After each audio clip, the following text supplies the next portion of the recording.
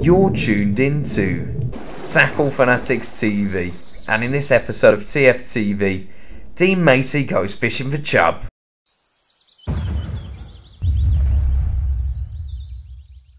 Right, this is my bait dropper mix. I've been trying some different things out to be a little bit different to the norm over the last few trips barbel fishing, and all this is hemp, just normal hemp. Nothing flash about that, but what I've been doing is I've actually been stodging it up almost into a really sloppy ground bait mix and putting it in like that. So it's almost like balling it in, but because I'm using the dropper, I can guarantee where it's actually landing. So I'm going to swing it about 2 rod lengths out, just into the walking pace water, and just before it hits the water, just like you would do if you was fishing a spot on still water, I'm going to stop the bait dropper. And as soon as it touches down onto the surface, then you let it go all slack, because what you want is the bait dropper to go down dead straight in the column. You don't want it to swing back towards you. So, nice and smooth. There we go. And that's how quiet we leave it. And that bait dropper with a slack line goes straight down in a dead straight line to the deck and opens up on the bottom and deposits all that goodness downstream. And hopefully after a few more of these, those barbel's whiskers will be doing all this sort of stuff. They'll smell it, and by the time we get round to fishing this swim, they'll already be on the bait. Now this is the banker. I've been assured, as you can see by the banks as well, that this produces the majority of the fish this swim on this stretch of river. So the reason being, and let me explain, there's a lovely overhanging tree there with the majority of the flow being pushed from that edge branch just directly out to the overhanging trees below us. And what that is what we call a crease. And these creases are basically conveyor belts where all the food that's washing downstream gets washed all the way along that line. Now, if the river was 2 or 3 feet up and it was pushing through, the barbel and the chub would be on the inside crease on the slower part of the water. But where we've got almost perfect conditions today, so I'm not making any excuses, we should catch.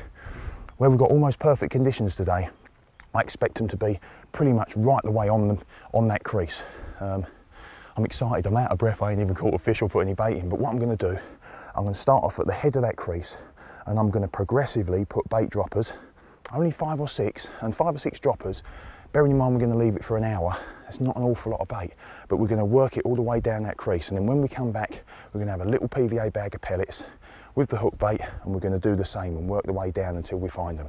But hopefully, in about an hour's time, once they've got on that bait, they should be straight on that PVA bag. So, here we go. Same mix, a little bit of stodgy ground bait in that hemp, and hemp is the staple diet of almost every fish that swims in British waters, whether it's, there we go, nice and quiet, whether it's still water or whether they're on rivers. Hemp is always the base of a spod mix or a bait dropper mix.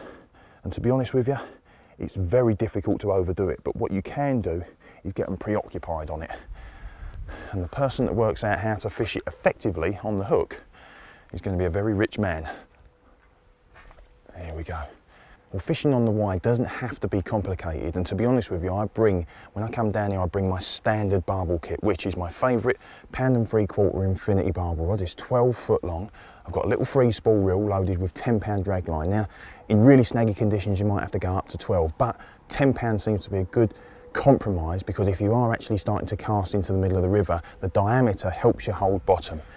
Rig-wise, it couldn't be simpler. All I've done is I've threaded about 6 inches of anti-tangle tubing up the line. Now that's not there for anti-tangle purposes, that's just there to help the abrasion resistance on some of the rocky bottoms that we've got out here on the River Wye.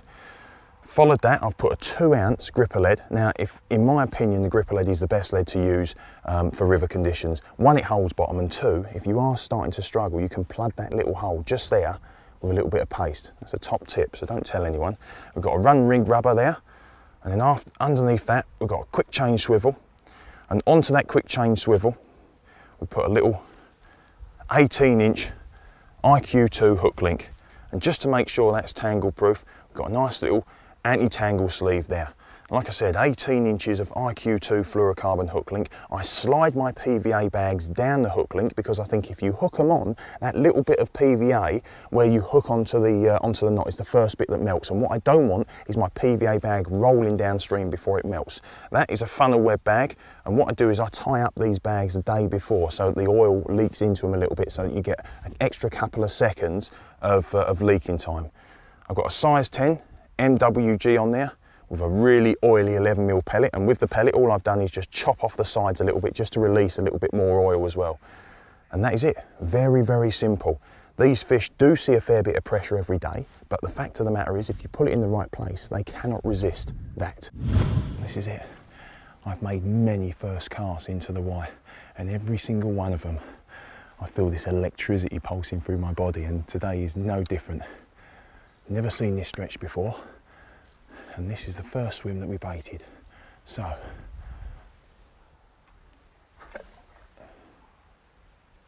there we go. Hopefully, it won't take too long.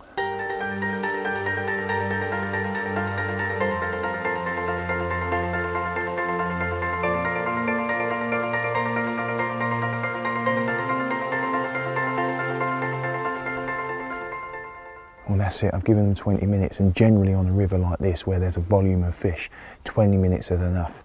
And I mentioned earlier on about pressure. In relation to most other rivers on the planet, the pressure on the Y, certainly on the Y and Us Foundation stretches, is minuscule. You can guarantee that there's not been more than 2 rods on this river, on this stretch of river, the day before. It really is well run. They're not a cash cow, and because I've got this whole river, this whole stretch of river to myself, I'm going to wind in and I'm going to go and fish the next one upstream. This part is actually called Sagas Court, run by the Y and Us Foundation. And like I've said a million times, the great thing about this is that I'm the only one on this stretch of river. And we've got like a mile to explore as well. Okay, now I've just took my hook link off.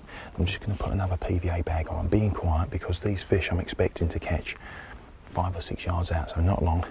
Take the anti-tangle rig sleeve off, and all I'm going to do is I'm going to thread the PVA bag onto the hook link, because I hate the idea of thinking that that PVA bag could melt and roll off downstream, distributing the pellets 4, 5, 6 foot below my hook bait.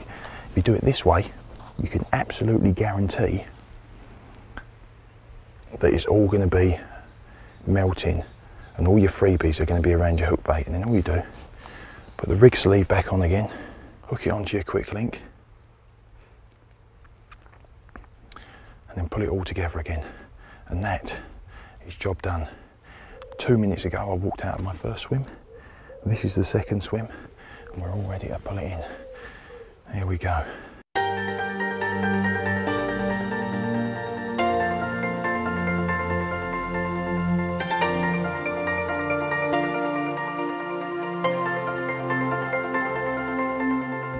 And here we go, this is why we come to the Y.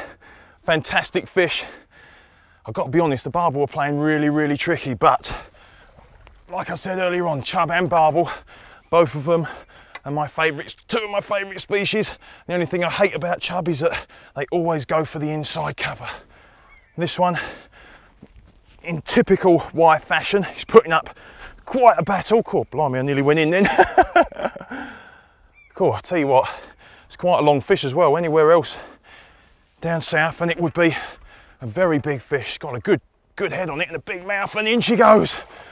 Oh, first fish of the day, beautiful. Well, look at that, my first fish from Sagas Court. An absolutely stunning, heavily spawned out chub, lovely and dark, beautiful and bronze, big gob on it, but the river is low and clear, and those barbel are playing hard to get at the moment, so this is very, very welcome. Let's get her straight back.